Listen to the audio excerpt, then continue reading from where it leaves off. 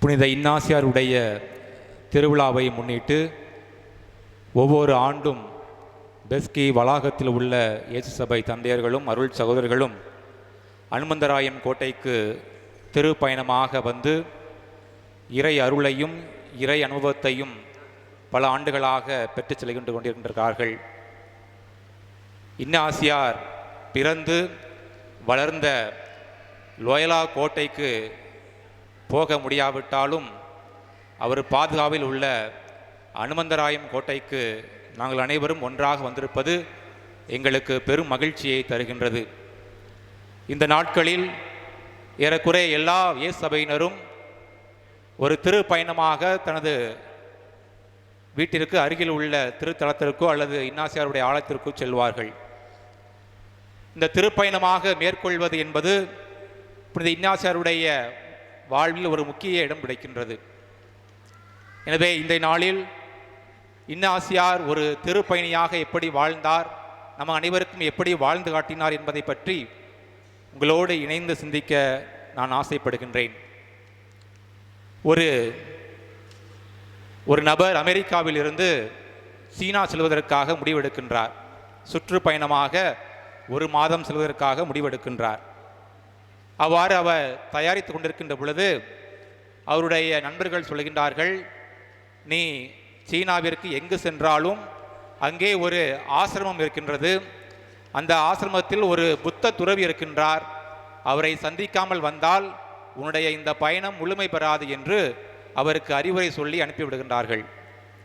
அந்த அமெரிக்காவிலிருந்து ஒரு நபர் அங்கே சைனா செல்கின்றார். அங்கே எல்லா இடங்களுக்கும் சுற்றி பார்த்துவிட்டு இறுதியாக அந்த ஆசிரமத்திற்கு வருகின்றார். அந்த புத்த துறவி இருக்கக்கூடிய அந்த ஒரு சிறிய அறைக்கும் அவர் சென்று பார்க்கின்றார். அவருக்கு ஒரே ஆச்சரியம். அந்த துறவி அந்த அறையில் எதுவுமே இல்லை. அவர் ஒரே ஒரு துண்டை இடுப்பில் கட்டிக்கொண்டு ஒரு மேசையில் ஒரு சேரில் அமர்ந்திருக்கின்றார். ஒரு துண்டு அந்த வீட்டினுடைய உள்புறமாக காய்ந்து கொண்டிருக்கின்றது. வேறு எந்த பொருட்களும் இல்லை, வேறு எந்த வசதியுமே அந்த அறையில் இல்லை. இதை பார்த்தோடனே அந்த அமெரிக்கக்காரருக்கு ஒரே ஆச்சரியம். இவ்வளவுதானா உங்களுடைய அறையில் உள்ளது, இதுதான் உங்களுடைய உடைமைகளா என்று ஆச்சரியத்தோடு கேட்கின்றார். உடனே அந்த துறவி சொல்கின்றார், ஆம், ஆனாலும் உங்களுடைய கையிலும் கூட பெரிய உடைமைகள் இல்லை, ஒரு சிறிய பை இருக்கின்றது, அதில் கொஞ்சம் போலதான் பொருள் இருப்பது போன்று தெரிகின்றது என்று அந்த துறவி அந்த அமெரிக்காவைக்காரரை பார்த்து கூறுகின்றார். உடனே அந்த அமெரிக்கக்காரர் சொல்கின்றார், நான் இந்த சீனாவிற்கு 1 மாதத்திற்கு முன்பாக சுற்றுலா வந்தேன், நான் ஒரு சுற்றுலா பயணி, இந்த பயணம் முடிந்த இன்னும் 2 நாட்களில் நான் மீண்டும் அமெரிக்கா சென்று விடுவேன், எனவே எனக்கு இது போதுமானதாக இருக்கு என்று கூறுகின்றார்.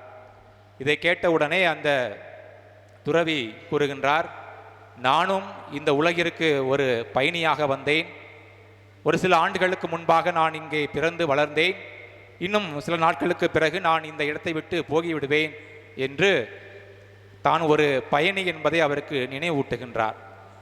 இந்த ஒரு ஞானத்தோடு அந்த அமெரிக்க நபர் திரும்பி அவருடைய சொந்த இடத்துக்கு செல்கின்றார்.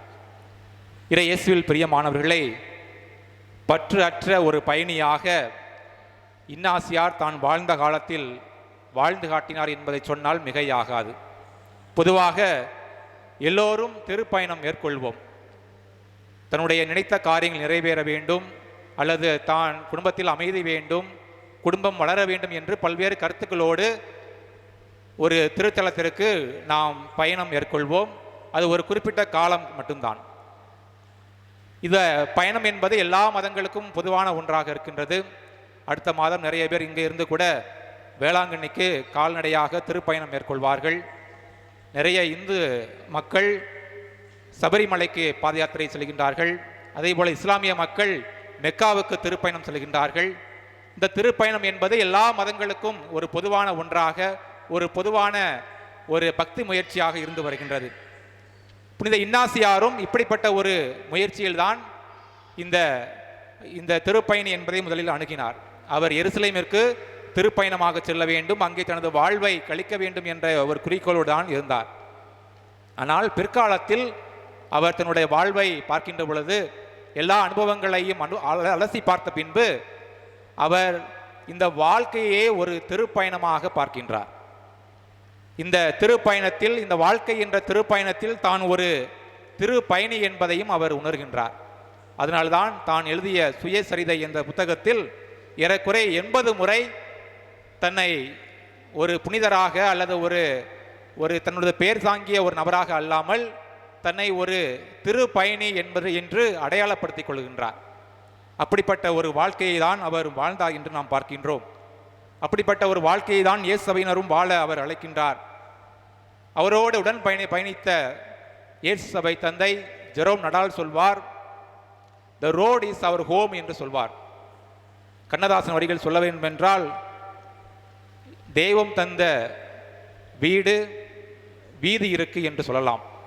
அப்படி என்றால் 2 அர்த்தங்கள் கொள்ளலாம். ஒன்று, நம்முடைய வாழ்க்கை என்ற இந்த பயணத்தில் நாம் இறைவனை நோக்கி எந்நாளும் நகர்ந்து கொண்டிருக்கின்றோம் என்ற ஒரு நினைவை இதை நமக்கு கூட்டுகின்றது.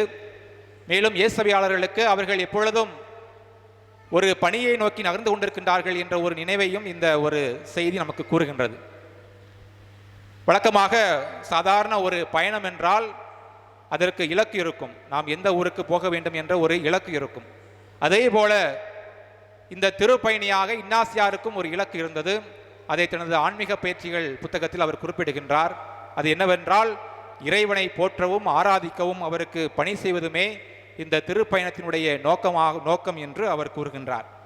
இந்த ஒரு நோக்கத்தில் தான் அவர் தனது வாழ்நாள் முழுவதையும் செலவழித்தார் என்பதையும் நாம் பார்க்கின்றோம். அதே போல ஒரு பயணத்திற்கு நோக்கம் எப்படியோ அதே போல அந்த பயணமும் ரொம்ப முக்கியம். எப்படிப்பட்ட பயணம் நாம் மேற்கொள்கின்றோம் என்பதும் முக்கியம். எப்படியும் நாம் பயணம் செய்தலாம் என்பதை தவிர்த்து இப்படிதான் நாம் இந்த வாழ்விலே என்ற திருப்பயணத்தில் பயணம் செய்ய வேண்டும் என்ற ஒரு வழிகாட்டுதலையும் அவர் கொடுத்திருக்கின்றார். அந்த பயணத்தை நாம் 2 விதங்களில் பார்க்கலாம். ஒன்று, அகப்பயணம். இன்னாசியார் நமக்கெல்லாம் தெரியும். அவர் அடிபட்ட காலத்திலிருந்து அவர் தனது உள்மனத்தில் பல போராட்டங்கள் நடைபெறுகின்றது. தனக்கென்ற ஒரு வாழ்க்கையை எதிர்காலத்தில் அவர் கற்பனை பண்ணி கொடுத்து கொண்டிருந்தார். அந்த அடிபட்ட பின்பு அவருடைய வாழ்வு என்பது பல்வேறு மன போராட்டங்கள் அவர் உள்ளே நடைபெறுகின்றது. யாருக்கு பணி செய்ய வேண்டும், ஏன் வாழ வேண்டும் என்று பல்வேறு கேள்விகள் அவருக்கு உள்ளே வந்து கொண்டே இருக்கின்றது. அதனால்தான் பல இடங்களில் அதனுடைய ஒரு முத்தாய்ப்பாக தான் அவர் மன்ரேசா குகையில் பல நாட்கள் செலவு செய்து தனது அகத்தை தூய்மைப்படுத்துகின்றார், தனது அகத்தை பண்படுத்தி கொண்டே இருக்கின்றார். அதனுடைய விளைவாக அவர் தனது பார்வையை மாற்றுகின்றார். அது என்ன பார்வை என்றால், அனைத்திலும் இறைவனை காண்பது. இந்த பார்வைதான் அவருடைய பாதையை மாற்றுகின்றது. அகத்தில் அவருடைய அனுபவத்தின் வழியாக அவர் இந்த முடிவை எடுக்கின்றார்.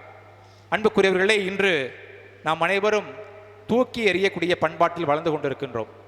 ஒரு உறவுகளையோ அல்லது நண்பர்களையோ பெற்றோர்களையோ அவர் நமக்கு பயன்படுகின்ற வரையில் பயன்படுத்திவிட்டு அவர்களை ஒரு சாதாரண பொருள் போல தூக்கி எறியக்கூடிய பண்பாட்டில் இன்றைய கலாச்சாரம் வளர்ந்து கொண்டிருக்கின்றது.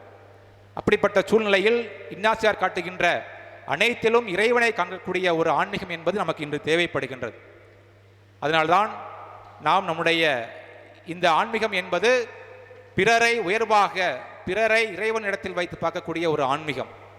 இன்றைய அந்த ஆன்மீகத்தை நமது குடும்பங்களிலும் நாம் வாழ்கின்ற சமூகத்திலும் வாழ்கின்ற பொழுது நம்முடைய இந்த திருப்பயணம் அர்த்தமுள்ளதாக இருக்கும். இரண்டாவதாக, இந்த திருப்பயணத்தை இன்னாசியார் அகப்பயணத்தோடு நின்று விடவில்லை. அவர் மன்ரேசாவிலிருந்து அவர் மீண்டும் தனது அரண்மனைக்கு செல்லவில்லை. மாறாக அவர் பல்வேறு இடங்களுக்கு செல்கின்றார். அவர் வெனிஸுக்கு செல்கின்றார், ரோமுக்கு செல்கின்றார் என்று பார்க்கின்றோம். அந்த பயணம் அவரோடு நின்றுவிடவில்லை. அதைத் தொடர்ந்து இயேசு சபையினரும் இன்று உலகம் முழுவதும் அந்த பயணத்தை அவர்கள் தொடர்ந்து கொண்டிருக்கின்றார்கள். அந்த பயணம் என்பது பிறருக்கு பணிவிடை செய்யக்கூடிய பயணம். தான் மட்டும் வாழ்ந்தால் என்ற சுயநலத்தை விடுத்து அனைவரும் இணைந்து நன்றாக வாழ வேண்டும் என்ற ஒரு பயணத்தை அவர் நமக்கு காட்டி செல்கின்றார். எனவே புனித இன்னாசியருடைய திருவிழாவை கொண்டாட நாம் தயாரித்துக் கொண்டிருக்கின்ற இந்த காலகட்டத்தில் நம்முடைய வாழ்வை சிந்தித்து பார்க்கலாம். நாம் எத்தகைய நோக்கத்தோடு இந்த வாழ்வை வாழ்கின்றோம்? நம்முடைய வாழ்வை இன்னாசியாரை போல ஒரு திருப்பயணமாக பார்க்கின்றோமா என்று நாம் யோசித்து பார்க்கலாம். அதே போல புனித இன்னாசியாரை போல அனைத்திலும் இறைவனை காணக்கூடிய ஒரு திருப்பயணியாக பிறருக்கு பணிவிடை செய்யக்கூடிய ஒரு திருப்பயணியாக நாம் நம்முடைய அன்றாட வாழ்வில் வாழ வேண்டும். அதற்கான அருளை புனித லோயலா இன்னாசியார் வழியாக அருள் வேண்டி இந்த திருப்பலியில் தொடர்ந்து பங்கேற்போம்.